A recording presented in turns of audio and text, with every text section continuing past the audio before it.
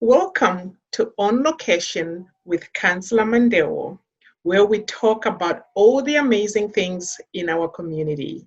Today, I am super excited to have a long-time Coquitlam resident, Don Cunnings. Don used to work for the City of Coquitlam from 1955 to 1994. He did a lot for our city, and he's also a keeper of a lot of knowledge. So I know a lot of you love to learn about our city. So today we're going to learn all about lakes in Coquitlam. So Don, you're going to share with us today about our amazing 3 lakes, and we're going to start with Lafarge Lake. Over to you, Don.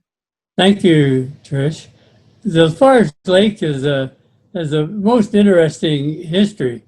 Of course, it started as a gravel pit, as did Douglas College on the adjoining property, and as did the Town Center Fire Hall.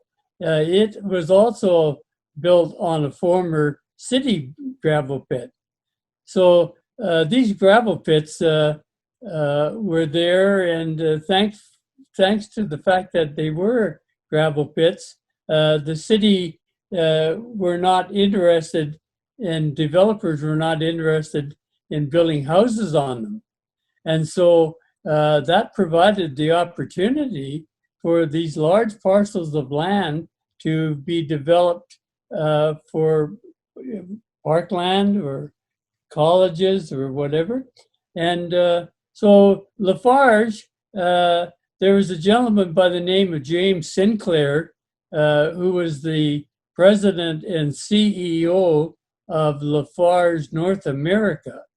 And he also was a former member of Parliament for West Vancouver.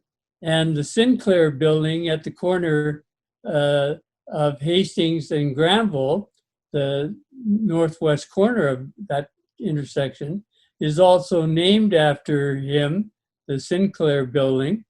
And it was Mr. Sinclair who called a meeting of Coquitlam senior staff, and 2 of the senior planning staff, Don Buchanan and Eric Thiessen and myself, went to have lunch with Mr. James Sinclair in the tiki room of the Bayshore Inn back in 1970. And of course, Mr. Sinclair wanted to mine below the elevation of the adjoining Pipeline Road, and the Coquitlam Council, that was a no-no. So that was the staff's instructions. No, you don't allow them to even think about mining below. And so as we were having lunch, and we reached an impasse, and the waiter came and filled up my water glass, and a light bulb went on in my head, and I said to Mr. Sinclair, "You know, Mr. Sinclair, that water in the park is like a fireplace in the front room.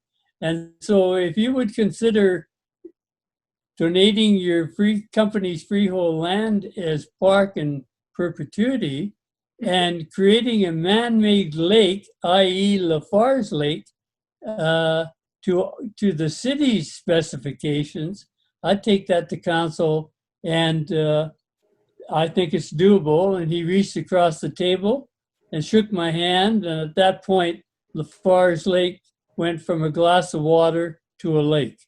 Wow. And that's the synoptic history of Lafarge. I will never see Lafarge Lake the same again. When I'm walking around, I live close to Lafarge Lake. So when I walk my loop around, I'll always think of how that concept came from that waiter or waitress pouring water into your glass. That's amazing. The serendipity of serendipities. There you go. Serendipity at its best. Thank you for sharing that one. Now, if we skip up to another lake in Mundy Park, another beautiful park area in Coquitlam, that a lot of people don't realize that it wasn't really a planned park. It was all subdivided to have housing in there. Mhm. But the CPR, and it was based on the fact that the CPR would terminate in Port Moody. But Mhm. when it didn't, it went on to Vancouver. The land prices crashed, and during the Hungry 30s, a family in Dunbar would get an invoice from Coquitlam, a tax notice for 35 cents, and you can imagine that they would be saying, what's this all about? Grandpa must have owned some property on a stump farm out in Coquitlam. And so that's how Coquitlam Mundy Park came to be. People just didn't pay their taxes, walked away from Wow. it. But in Mundy Park, which is a 435-acre park, Mhm. there's two lakes. The one on the east side, close to Mariner, is called Lost Lake. We almost lost it, truly, because it's a peat lake. It's the whole bottom of that lake is peat, and so peat will grow in if it's not well drained. Mhm. And there happened to be a patient at Essendale who had achieved grounds privileges, was the term that the psychiatric hospital used for patients who were allowed to leave the ward after their medications and appointments, and they were free to wander the grounds, the beautiful grounds of Essendale.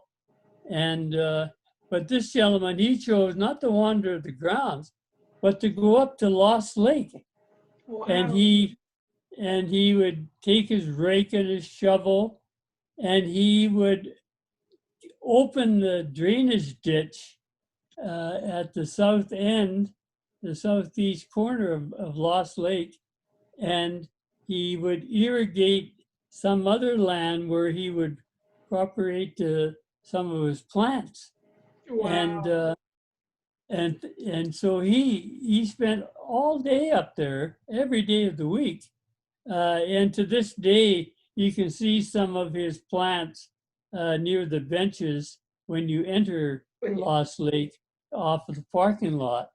And if it wasn't for that patient, we would have lost Lost Lake, because it would have just closed in completely with Slowly. peat. Just in the same way, the disc golf area south of Spaney Pool, that big Mhm. area there, that too at one point was a lake, but Wow. it closed in, and Mhm. now we use it. There's some remaining ponds there, uh, Mhm. and there's a disc golf. Uh, so that's a little hidden history about Coquitlam that many people don't know. So there's a very strong attachment to a psychiatric patient keeping Lost Lake Lost from Lake. being. Exactly. And I was going to explain to our listeners to say Lost Lake is the one if you park on Marina Way at the parking lot to get into Mundy Park and you go into that entrance, if you turn right, is the first lake that's on the right. And most people know it because there are always some turtles basking in the sun there. And it's quite a peaceful little lake, a gem that we have in there. Yeah, it's So very thank you. tranquil area. Yeah, and we are so thankful for that patient who managed to do all that work and to keep the lake from getting lost. Yes, That's and then powerful. the third and last one is Como Lake, and Yes, there's an island at the south end of Como Lake on Gatensbury Street yes, that has a willow tree on it, yes. and Public Works had a piece of equipment that was a drag line that they used in the gravel pit where the town center fire hall is now, and they had no use for it for about a month. And so I said to the engineer, how about bringing that up to Coquitlam Lake, and we'll drag out some of the debris and material that has flowed in from the ditches around Coquitlam Lake. And I was standing at the south end one day as this equipment operator was piling up this peat at the south end, and he had quite a little mountain of it piled up there. And all at once, I saw bubbles coming up in the water, and I thought, don't tell me we have an Ogopogo in Coquitlam. And right in front of my eyes, what happened was that as the pile of dirt, the weight of it compressed the soil, the soil popped up in the lake. Wow. So the soil kept shifting. The island popped right out of nowhere in front of my eyes. Wow. And so that's how that island came to be, simply because we had a pile of peat, quite a high pile of peat, that exerted enough weight to cause the bottom of that lake to move up to the surface. And I instructed employees by the name, a fellow by the name of Peter Light. So we always call it Light Island. And we instructed him to wade out with this willow tree and plant it on that island. So that's how that island and that willow tree at the south end of Coquitlam Lake came to be. And of course, Coquitlam Lake has a long history connecting it to Fraser Mills, because Fraser Mills, for the Fraser River, albeit it was right beside a river, they needed that extra water for fire suppression. So they had a pipe connecting Coquitlam Lake to Fraser Mills to add to their fire suppression capabilities. And another thing that a lot of people likely are not aware of it, and at the southeast corner on the shore of the lake, you can see some of the old pilings still there that used to support the end of the pipe before it went up the street. And I'll for sure look for that next time I walk. Just a couple of, they're about 6 inches high, and they're still there because they were cedar trees. Yeah. Wow. There you have 3 lakes that each have a different kind of history and to them, and that's amazing. For inviting me onto your show. No, thank you so much for sharing that. I was just walking around Coquitlam Lake last week with a friend, and I love the willow tree is my favorite tree. So I always look at that tree, but I didn't know this history. So now it will make it even more special when I look at it, right? Yeah. No, thank you so much for sharing the history of the lakes in Coquitlam.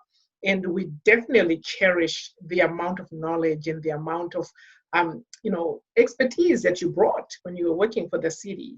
And it sounds like you had quite the eye, right? Because in every case, you're looking at the bubbles and you're, getting water and getting that serendipity. So we truly, truly appreciate you in all that you have done for our city. And I'll be back to you to learn more, because I know you have a lot more information to share, but today was all about the lakes. So thank you very much.